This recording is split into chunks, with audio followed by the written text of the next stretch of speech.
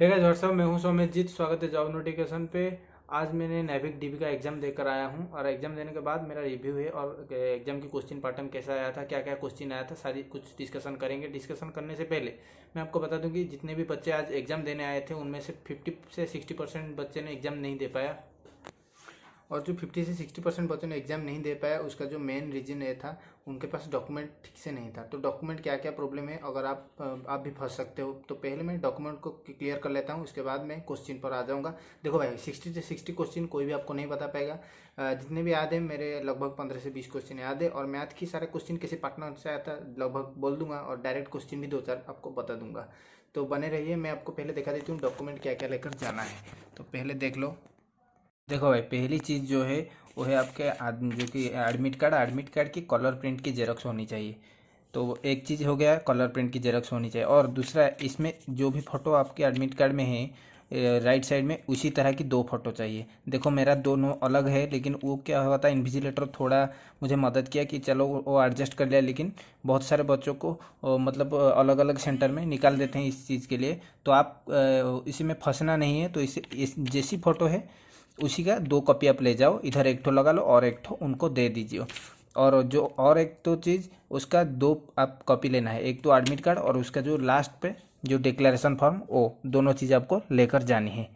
और इधर से और एक चीज़ आप देख सकते हो, इधर फोटो आईडी कार्ड है, इधर से लिखा हुआ है फोटो आईडी कार्ड। तो इसमें आपका आधार कार्ड है या फिर आप वोटर आई कार्ड, जो भी चीज़ आप प्रोवाइड किए हो वही लेकर जाना है। अगर आपका आधार कार्ड में डेट ऑफ बर्थ सिर्फ ईयर लिखा हुआ है तो आप कैंसिल हो जाओगे, एंट्री नहीं कर पाओगे। तो अगर आप आधार कार्ड दिए हो तो आप आधार कार्ड लेना है जिसमें आपकी डेट ऑफ बर्थ पूरी पूरी तरह लिखा होगा, जैसे कि 25 मई 1998 ऐसे करके लिखा होगा तो चलेगा। अगर आपके पास ऐसा नहीं है तो आप एक काम कर सकते हो, आपकी मैट्रिक सर्टिफिकेट और उसके साथ और भी 2-3 प्रूफ आप लेकर जाओ। और उधर से अगर आप इन्विजिलेटर थोड़ा आपको मदद करें और उनको शक ना हो, आप अगर ओरिजिनल डॉक्यूमेंट दे देते हो तो उनका प्रूफ कर लेते हो, आप वही हो, तो उन लोग आपको हेल्प कर सकते हैं। तो ये था। बाकी आपको बता दूं कि आप सारी चीज़ डॉक्यूमेंट भी रेडी करके जाना है, क्योंकि अदरवाइज आप उन लोग आपको भेज देंगे, एग्ज़ाम देने नहीं देंगे, एंट्री ही नहीं मिलेगी आपको। तो बस इतना ही। अब चलते हैं क्वेश्चन की तरफ। क्वेश्चन कैसे आया था भाई? देखो, क्वेश्चन हार्ड आया था, क्वेश्चन इजी नहीं आया था, मैं बिल्कुल आपको सच बता देती हूँ। देखो भाई, मैथ साइंस सब में कुछ कुछ अलग अलग क्वेश्चन आया था। तो साइंस की एक क्वेश्चन आपको मैं बता देती हूँ। देखो, उधर दिया था एक question, 4x is equal to cos theta, और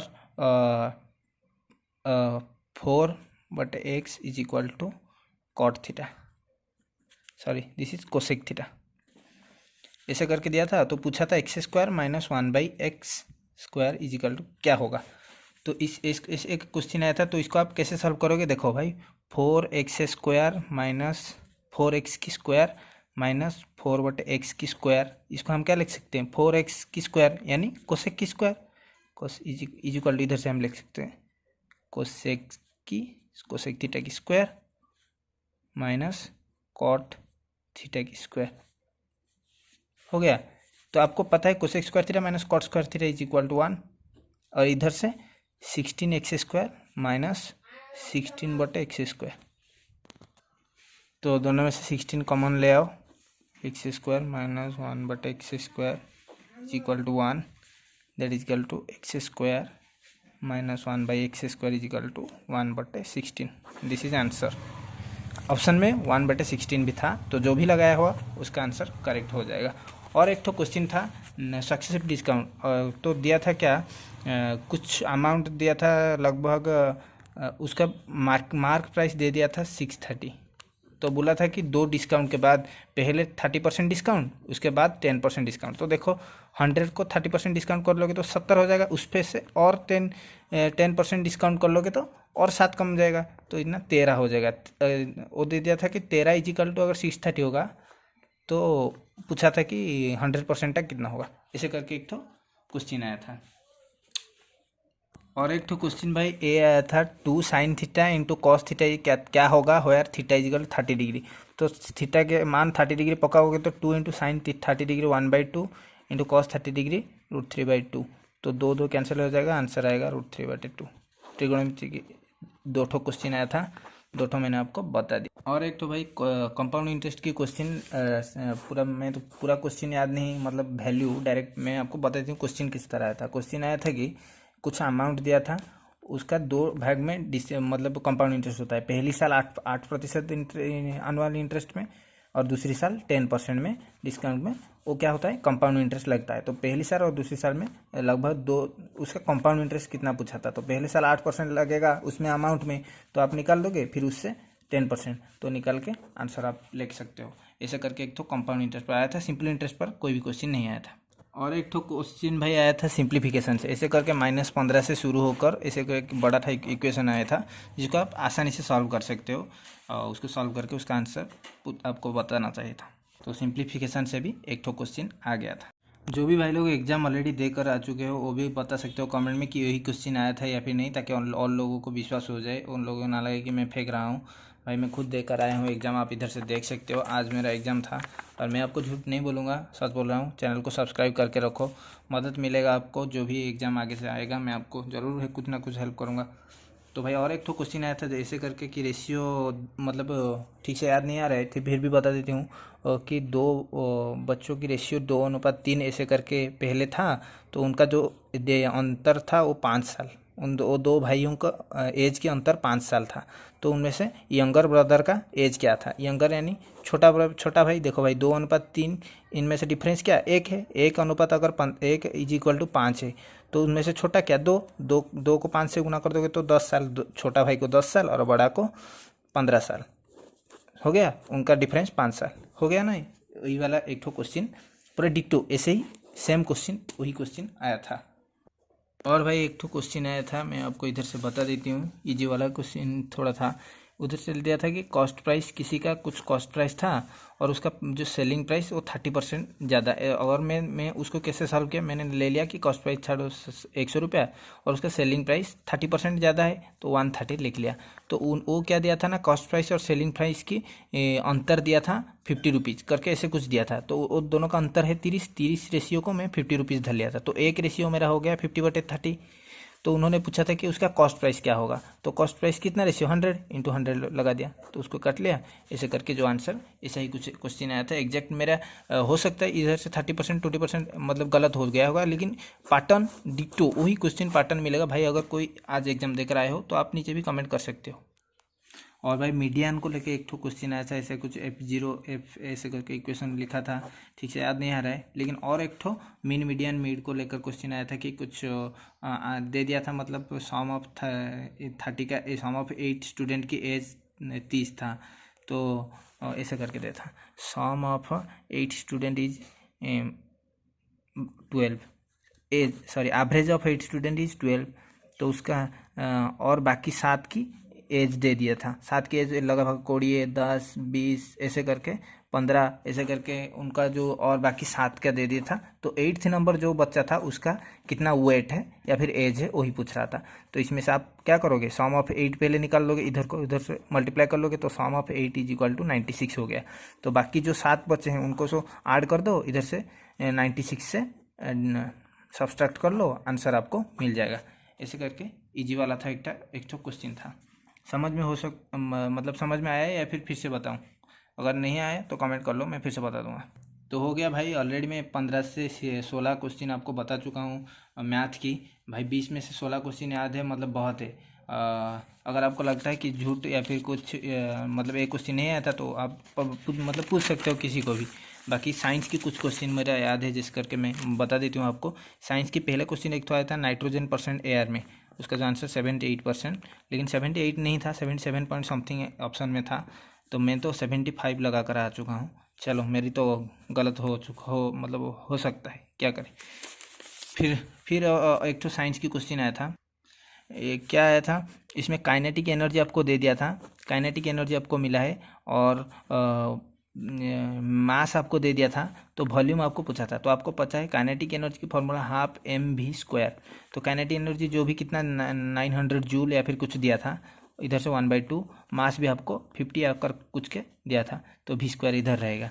तो इधर से मतलब सारी चीज़ को इधर ले आओगे तो v² = कुछ, मतलब एग्जैक्ट वैल्यू मुझे याद नहीं है, लेकिन 64 हुआ था। तो v का वैल्यू 8 आ रहा था आंसर में, हो गया। तो इधर से √/, हो जाएगा ना, तो आंसर 8 आएगा। ऐसे करके एक ठो क्वेश्चन आया था। और एक तो भाई आया था इलेक्ट्रिकल को लेकर, जैसे जैसे कि आपको पता है उधर से क्या दिया था, एक रजिस्टर 5 ओम की रजिस्टर, और उसमें से करंट जा रहा था कितना 20 वोल्ट या 20 एम्पियर करके, ऐसे कुछ करंट गया जा रहा था। तो उसमें पूछ रहा था कि 60 मिनट के लिए अगर वो चलेगा तो कितना पावर जनरेट, सॉरी कितना एनर्जी कंज्यूम होगा। तो एनर्जी का आपको पता है किलो वाट आवर, एनर्जी का फार्मूला। तो किलो छोड़िए, पहले वाट आवर आपको करना है।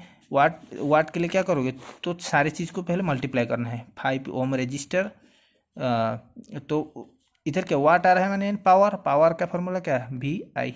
तो वी आई या फिर वी के अंतर आप क्या लगा सकते हो, आई स्क्वायर आर। तो पी का फार्मूला आई स्क्वायर आर, आई आपको मिला है 20 का स्क्वायर, आर भी आपको 5 ओम पता है।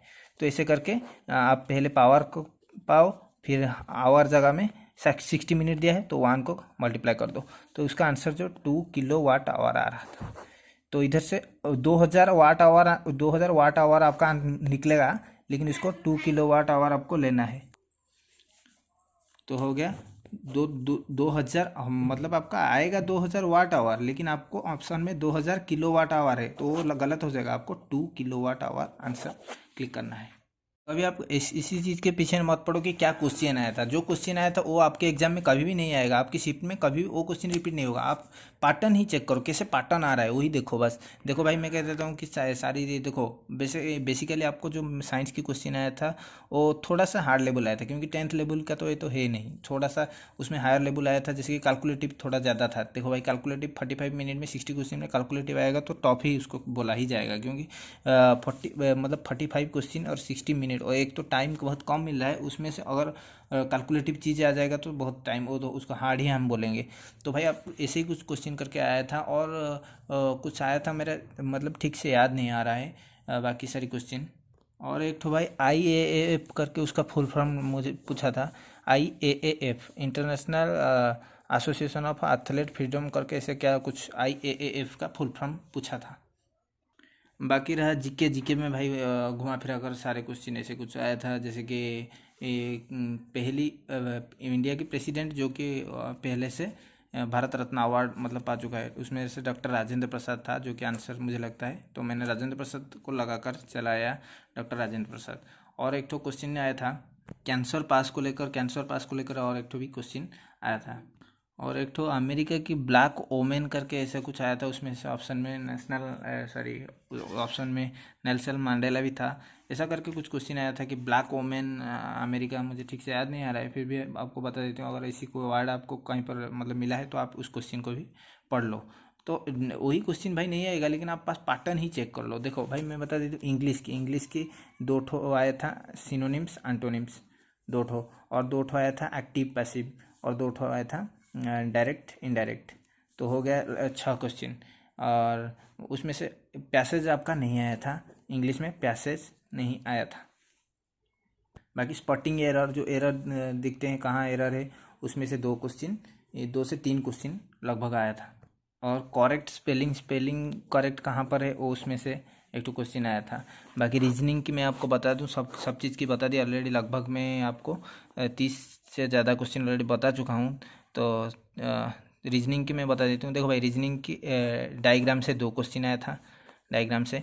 और एक तो आया था जो कि ABC ऐसे जो गैप वैप करके, उसमें से एक तो क्वेश्चन आया था। और नंबर में से आया था जैसे कि 8 गैप देकर 7 फिर 25 ऐसे करके जो कि नंबर्स में, उसमें से एक तो रीजनिंग का आया था। और जो अरेंज अकॉर्डिंग टू डिक्शनरी के हिसाब से अरेंज करना, उसमें से एक तो क्वेश्चन आया था।